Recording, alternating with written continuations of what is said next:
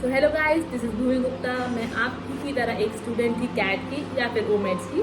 मैंने भी 2023 के अंदर कैट दिया था और मैंने उसमें 96.92 परसेंटाइल स्कोर किया था और उसकी वजह से मैंने बहुत सारे बी स्कूल्स के इंटरव्यूज़ भी इस साल दिए थे और उन्हीं में से एक बी स्कूल था IIM रोहतक। IIM रोहतक का इंटरव्यू मैंने कैंपस में जाके दिया था बिकॉज हमारे पास ऑप्शन होता है कि हम क्या चीज़ सिलेक्ट करते हैं, तो वहाँ पे हम दे सकते हैं जाके इंटरव्यू। तो मैंने उसके लिए रोहतक का कैंपस चूज़ किया था और कैंपस बहुत ही ज़्यादा बड़ा था। जब हम कैंपस में गए तो उन्होंने हमें लाइन बनाया, वो लोग हमारे डॉक्यूमेंट्स वेरीफाई किए एंड देन हम लोग को वहाँ पे ले गए इंटरव्यू के हॉल में। सो वीडियो स्टार्ट करने से पहले मैं आप लोगों को अपना इंट्रोडक्शन देना चाहूँगी। तो I am from the city Agra, the city of love. I have done my schooling और my graduation from the same city only. Like I have got 90+ percentage in my class 12th and in my 12th standard I scored 95.3 percentage. In the CAT I scored 96.92 as I already mentioned, and in graduation I scored 66.3. I know the graduation score is pretty much low, but I have managed well in my all the interviews. I'll tell you how I managed all the interviews with such a low graduation score. So for this you can subscribe my channel and I will definitely upload more videos on that so that you can ace your interviews if you have less percentile in CAT or less score in graduation 10th or 12th. So now I will tell you about my hobbies. So there are many hobbies that I'll do. But there are certain hobbies which I do on a regular basis. So first is dancing. Like I am an Instagram influencer and I post regular content on Instagram. That's I also have mentioned in my all the interviews, almost all. तो इसके मैंने बताया कि मैं dance करती हूँ और मैं इंस्टाग्राम पे वीडियोस भी अपलोड करती हूँ। अपार्ट फ्रॉम दैट मैं पेंटिंग भी करती हूँ। पेंटिंग में like mandala arts, Madhubani arts. तो अगर आप ये चीज़ हॉबीज़ में बोल रहे हो तो आपको सब पता होना चाहिए इसके बारे में कि कौन मधुबनी आर्टिस्ट है मेन इंडिया के अंदर, कौन फेमस आर्टिस्ट है मंडाला आर्ट्स की और उसमें क्या क्या होता है and all that things. And in one interview they have also asked me like international artists, not only from Madhubani और mandala arts but from all the fields. मेरी थर्ड हॉबी एंकरिंग भी है जो कि मैं रेगुलर बेसिस पे करती हूँ. मैं डिफरेंट शोज़ भी एंकर कर चुकी हूँ बहुत ज़्यादा.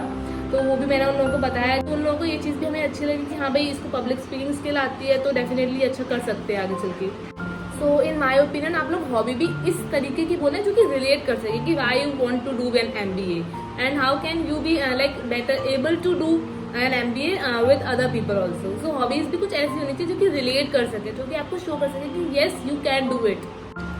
सो मेरा IIM रोहतक का इंटरव्यू था 13 Feb को, जो कि मेरा फर्स्ट इंटरव्यू था. तो उस टाइम पे मैं बहुत ज़्यादा नर्वस थी. मोस्ट ऑफ द स्टूडेंट्स का फर्स्ट इंटरव्यू था क्योंकि IIM रोहतक ने बहुत ज़्यादा जल्दी इंटरव्यू कंडक्ट कर लिए थे as compare to other institutes. So mostly लोगों का फर्स्ट इंटरव्यू था, लेकिन सब लोग ही नर्वस थे और एक्साइटेड भी थे उसके साथ साथ. तो अब मैं आप लोगों के साथ शेयर करूँगी अपना interview experience eight IIM Rohtak. तो मेरा इंटरव्यू शेड्यूल्ड था 4 noon में. इसका ड्यूरेशन था अप्रॉक्सीमेटली 20 minutes. उसमें 2 पैनल्स थे, 1 male and 1 female. So female has started my interview and she asked, tell me about yourself. So I have prepared the answer because it's a common question. Like most of the interviewers ask this question, like tell me about yourself with certain aspects like including your graduation, including your residence, including your city as can there will be different aspects. She asked me like general, tell me about yourself. So then next question she asked me, she said, so you do dance, how do you take time for yourself? Then I have explained. Next she asked me the basic concepts on maths, पर मुझे वो नहीं आते थे because वो 11th class का पूछ रही थी and I have not opted maths in my 11th standard. तो उन्होंने नेक्स्ट मुझसे पूछा वन एंटरप्रेन्योरशिप स्पेसिफिक प्रिंसिपल, जो कि मुझे उस टाइम पे नहीं आता था. It was Porter's law I think, I guess if I am not wrong. Then उसके बाद मैंने काफ़ी जगहों पे पढ़ लिया था वो बाकी PDFs जो हमारी इंस्टीट्यूट्स प्रोवाइड करते हैं फॉर लाइक पर्सनल इंटरव्यू के लिए, प्रिपरेशन के लिए. उसमें वो मुझे एक जगह मिला तो वो मैंने पढ़ लिया, पर लेकिन उस इंटरव्यू में मैंने वो चीज़ नहीं बता पाई थी. दैन उसके बाद उन्होंने मेरा एक्सटेम्परी स्टार्ट किया. एक्सटेम्परी एक टॉपिक देते हैं वो लोग आप लोगों को, जिसके बारे में आप 1 minute या फिर जितने भी टाइम वो लोग आपको देंगे उसमें आप थिंक कर सकते हो या फिर नोट भी कर सकते हो एज जैसे कि आप लोग को वो बोले. एंड देन उसके बाद 1 or 2 minutes तक आप लोगों को उस टॉपिक के बाद बोलना पड़ता है. तो मेरे इंटरव्यू के दौरान उन्होंने मुझे पहला एक्सटेम्परी का टॉपिक दिया था, वो मुझे बिल्कुल भी नहीं आता था. I think I was blank on that topic. So I said them कि ma'am I want to change this topic, so please can you change it. So she said like yes we can change it. So उन्होंने दूसरा topic जो मुझे दिया था वो था national education policy के ऊपर, जो कि मुझे पता था. तो मैंने उसके बारे में 1 minute के लिए नोट किया और then they asked me to start. फिर मैंने उसके बारे में 2 minute तक बोला. सो एक्सटेम्पर खत्म होने के बाद उन्होंने मुझे एक और प्योर इकोनॉमिक्स का क्वेश्चन बोला, जो कि मेरा कोर सब्जेक्ट डेफिनेटली नहीं था। तो मैंने उनको मना किया कि नहीं मैम मुझे ये भी नहीं आता। फिर उन्होंने वहाँ पे ख़त्म किया। फिर मेल प्रोफेसर जो थे उन्होंने इंटरव्यू स्टार्ट किया। तो सबसे पहले उन्होंने मुझसे पूछा why do you not perform Indian classical dance, because मैंने अपने जो डांस के सर्टिफिकेट्स दिखाए थे उसमें मैंने हिप हॉप और फ्री स्टाइल लिखा हुआ था, बिकॉज मैं वही करती थी जनरली उस टाइम पे।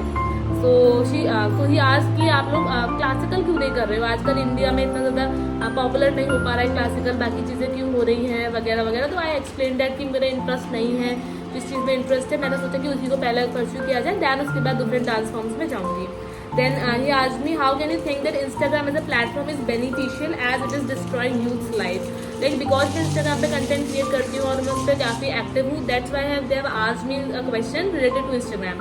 So अगर आप Instagram पे कंटेंट क्रिएट करते हो और अगर आपने फॉर्म्स में लिखा हुआ है that you have created content और like you are connected to an Instagram, तो डेफिनेटली आपको पता होना चाहिए कि उसका यूथ के लाइफ पे क्या असर पड़ता है और क्या उससे फ़र्क पड़ सकता है आगे वाले जनरेशन को।